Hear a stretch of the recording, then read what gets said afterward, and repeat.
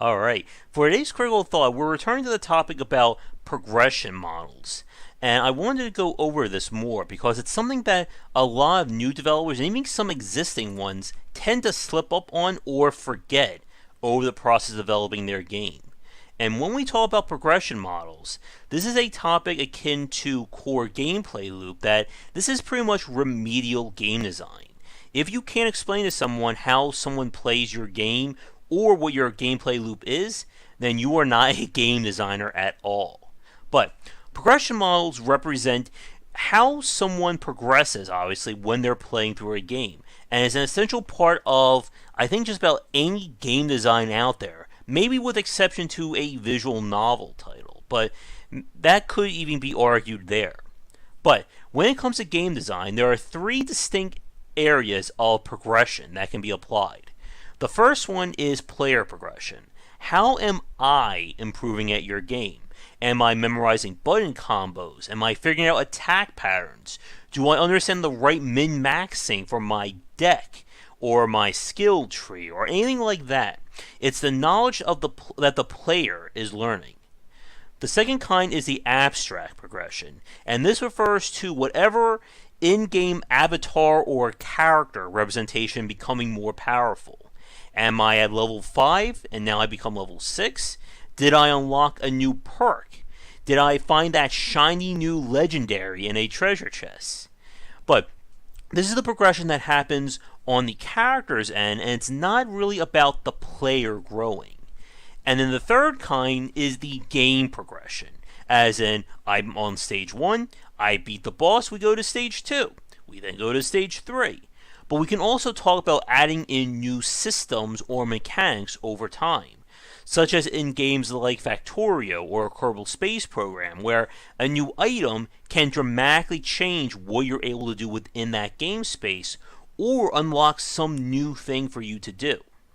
Free-to-play games are very big on game progression, as in unlocking raids, unlocking a new gacha system, unlocking something new along those lines. But typically most games will feature two of the three. Usually it's either player or abstract and then game progression. But we can certainly talk about games that go for all three, such as games that have an RPG layer to them, but will also unlock new levels or new things to do along those lines. But today's video is not about explaining each one, but explaining why it's important to get your progression model right, and what it means to develop a good and bad one. And our game example that we're going to turn to next is a game that, despite having an engaging short-term loop, completely botches the progression of keeping the player motivated. And that's ultimately what the goal is of a progression model. It's to keep the player invested and interested in playing your game. And trust me when I say this, the games that get their progression model solid, you can keep a player invested for a lot of hours. As anyone who has played Team Fortress, World of Warcraft, or Warframe can attest to. But let's get to that footage and we'll see what happens when the progression model gets messed up. So this is footage of the game Graveyard Keeper by Lazy Bear Games. They are developers behind the game Punch Club as well. And both titles suffer from their progression models not really working as they should to keep the player invested. In this game, the entire core gameplay loop is built on a very short-term system, collecting resources or filling up my graveyard here to go on tasks, to then unlock more tasks, to hopefully keep growing and getting experience used to unlock new features. But the entire game is pretty much built on character abstraction in this case, because as my character becomes more knowledgeable, it unlocks more stuff to do. I unlock more stuff to do, it gives me more tasks. And the whole point of the game is to complete your tasks, which I'm not sure we'll see any in the upper right hand corner for this play or for this video. But the problem that Graveyard Keeper has is that it's entirely focused on the long term or the long game approach without properly motivating player in the short term. As we've said before, an effective progression model is one that keeps the player invested in your game, and a player is far more willing to do a series of short tasks rather than give them some very long-term carrot on the stick that they may never even get to.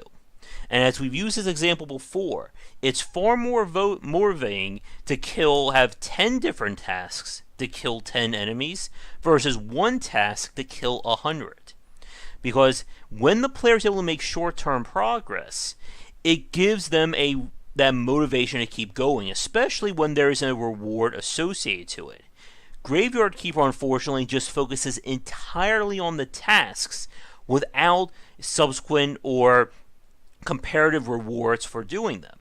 Basically, my reward for doing work in Graveyard Keeper is to do more work, and that's not an effective progression model. For instance, as a counterpoint, when you look at something like the Binding of Isaac, that introduces in-game progression by unlocking more stuff to appear, that is changing subsequent runs. It's making the game bigger and giving me more to do on each play. The problem with Graveyard Keeper is that all the rewards or all the unlocks are just simply abstracting work. It's not giving me quality of life improvements. It's not changing how I'm really playing the game. I'm just going from one crafting station to a different crafting station. And as you can see right here, I'm trying to organize things because there's an issue there in terms of keeping your resources in check. I'm going to fast forward a little bit here just so that we can see, hopefully, here's me still doing organization. That's a different issue with Graveyard Keeper that we may get to in another video. But when it comes to the game's design, you have all these tasks to do. You can keep making resources, as you're seeing right here. But ultimately, I'm not making short-term progression. I may unlock a new area or may make my yard bigger, but what does that mean for what I'm doing? Nothing. I'm just able to do more work. And the failure of the progression model can really be seen with the quests and just the overall growth, or where the game is trying to grow you as. And I have the perfect example of that. The church that you can found and raise in Graveyard Keeper is the game's other second core gameplay system besides managing your graveyard and the Stardew Valley-esque farming. And the church itself is one of your primary ways of earning money that's safe. As long as I do a sermon once a week, I'm going to earn a dedicated amount of money. So, obviously, if you want to earn more money, you need to grow your church. And that's done both by adding in more items and growing its quality, and quests that involve improving the structure of it. And you have to do those quests because your church has a fixed size, and that's a fixed amount of stuff you can add to it. So, what happens is this. In order to improve your church to basically stage 2, the game asks you to donate or give to your NPC 20 silver. And in the early and arguably mid-game, 20 silver can be a lot of money. So, you do your task, you do your min-maxing, or in my case, I just sell a lot of metal objects, and you get the 20 silver. So you click on the button that says, yes, I want to upgrade my church. And the church upgrades, it gets a new model, and everything is good and wonderful. So then you decide you want to perform another sermon or start making use of that bigger church. And then the game tells you that your reward for basically giving 20 silver away is that in order to then perform operations in your church, you must get rightful citizenship papers. And guess what? They cost an additional 20 silver. And to throw even more salt on the wound, you cannot perform any sermons in your upgraded church, or even just a basic sermon, until you donate that additional 20 silver. So your quote-unquote reward for this quest goes from having to deliver 20 silver to actually 40. And then to make things even worse, and just a big red flag, When you give the character the rightful citizenship papers, he literally tells you there is no point in doing that. He just wanted you to do some work. And this is just an F for failure in terms of progression. You can't give the player a task and then say, oh, your reward for that task is nothing. We want you to do another task and then you'll maybe get a reward for it. And this is the complete opposite of an effective progression model. And if you want to see a progression model working at length, we can talk about clicker games. And you know what? I'm going to pull that footage up really fast just so you can have that case in reference. So here we have footage of Clicker Heroes 2 that's currently in development. And as we've said before, the clicker or idle genre is just progression model personified.